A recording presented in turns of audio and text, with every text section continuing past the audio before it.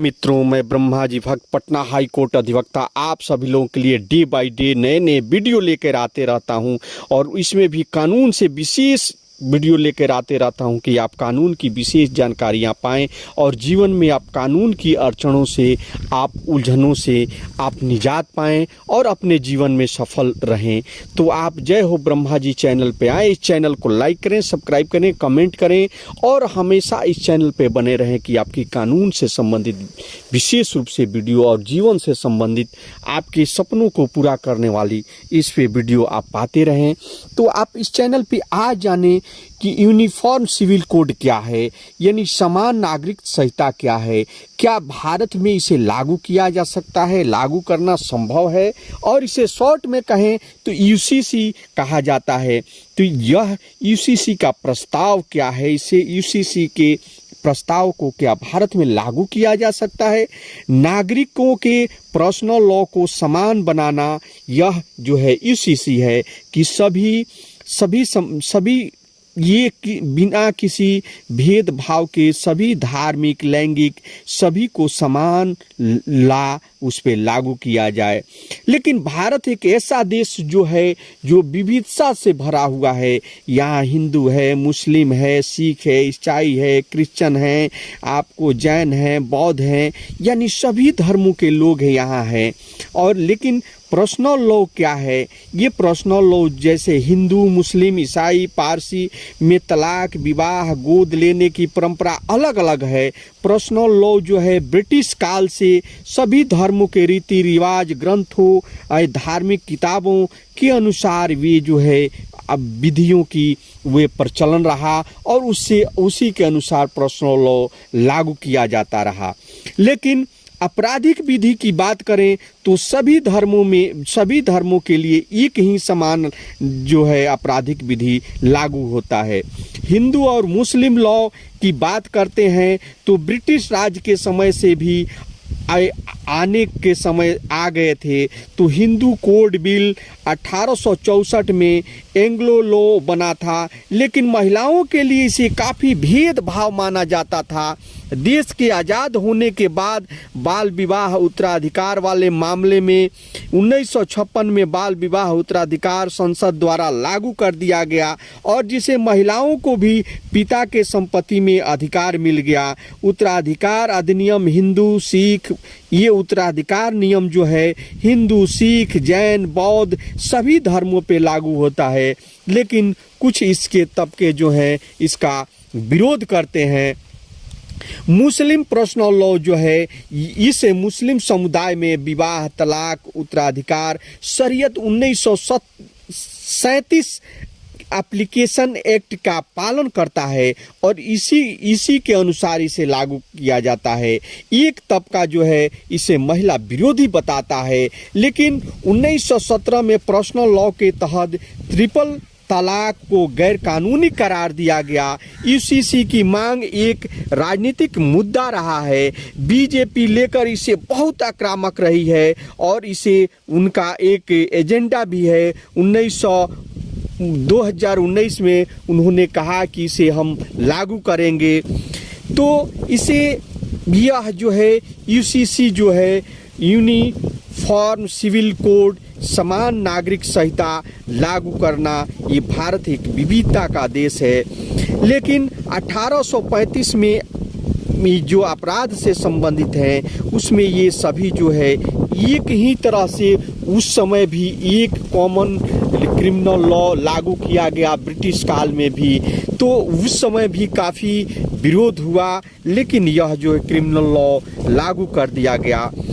ये 1985 में एक शाहबानो केस था जो उसमें सुप्रीम कोर्ट ने 73 वर्षीय शाहबानो को उनके पति के द्वारा शाहबानो को ट्रिपल तलाक दे दिया गया था। लेकिन इस शाहबानो केस में सुप्रीम कोर्ट ने निर्णय दिया कि उनके पति के द्वारा अपने पत्नी को गुजारा भत्ता देना होगा।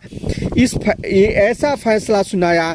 तत्कालीन राजीव गांधी सरकार ने इसका स्वागत किया, लेकिन कई राज्यों में चुनाव हारने के बाद इस फैसले को पलटने के लिए, इस फैसले के बाद उन्होंने कई राज्यों में चुनाव हारने के बाद इसे उन्होंने यू टर्न ले लिया और संसद में Muslim women protection of right ओडियम बिल 1986 बिल पास कर दिया गया और इसमें क्रिमिनल प्रोसीजर कोड सेक्शन 125 को मुस्लिम महिलाओं के लिए अयोग्य घोषित कर दिया गया।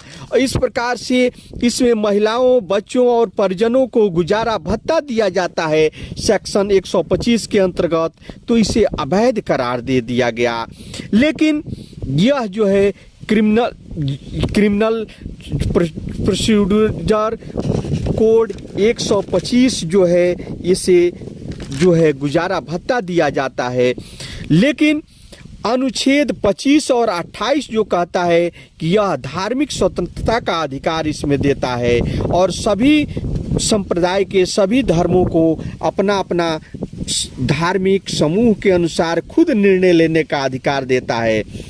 तो उसी प्रकार से ये कुछ राज्यों की सरकारों ने, जैसे हिमाचल प्रदेश, उत्तराखंड, गुजरात की सरकारों ने कहा कि हम इसको यूसीसी को लागू करेंगे। संविधान के नीतिक निर्देशक सिद्धांत के अनुच्छेद 44 में यह कहता है कि राज्य भारत के पूरे क्षेत्र में राज्य के नागरिकों के लिए एक समान नागरिक संहिता को सुरक्षित करने का प्रयास करना चाहिए और करेगा। यह भी बात ध्यान में रखना चाहिए कि यूसीसी को लेकर आज तक भी मसौदा या कोई आदर्श दस्तावेज नहीं प्रस्तुत किया गया। लेकिन गोवा देश का इकलौता राज्य है जहां अपना कॉमन सिविल कोड है, यानी कॉमन फैमिली लॉ है। कहा जाता है कि यूसीसी को लेकर अभी वर्तमान सत्तारूढ़ बीजेपी जो है स्टैंड क्लियर है कि वह कहती है कि यूसीसी को भारत में सभी लोगों के लिए ये जो है समान नागरिक संहिता लागू होना चाहिए। लेकिन वर्तमान परिप्रेक्ष्य में देखा जाए तो भारत एक विविधता वाला देश है। यहाँ सभी धर्मों के लोग मानने वाले हैं, जो कि ऐसे कानून को लागू करना, ये से बहुत से क्रिश्चियन हैं, वे आदिवासी हैं, बहुत से संप्रदाय के लोग हैं जो कि अपने अपने संप्रदायों के अनुसार वे रीति रिवाज के अनुसार वे जो है नियम लागू करते हैं। तो इसके लिए एक क्लियर स्टैंड होना चाहिए, क्लियर होना चाहिए, एक आदर्श दस्तावेज बनना चाहिए यूनिफॉर्म सिविल कोड के लिए यह जो है समान नागरिक संहिता के लिए आदर्श दस्तावेज होकर भारत में अगर लागू हो तो संभव है कि कुछ समय के लिए इसका विरोध होगा, लेकिन इसको लागू करके एक महान उपलब्धि प्राप्त की जा सकती है।